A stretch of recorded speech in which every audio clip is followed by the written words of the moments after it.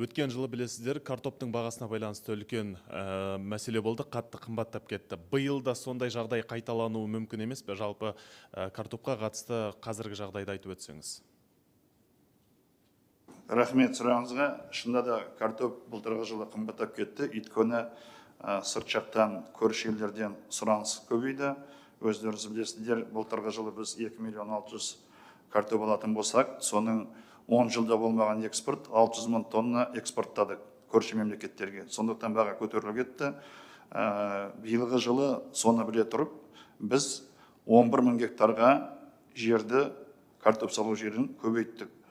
Биылғы жылы 2,7 миллион тонна картоп аламыз деп жоспарлап отырмыз. 1,8 миллион бүгін жиналды. Фермерлердің бағасы бүгін поляның басында сату 80-нен 120 теңгеге шейін.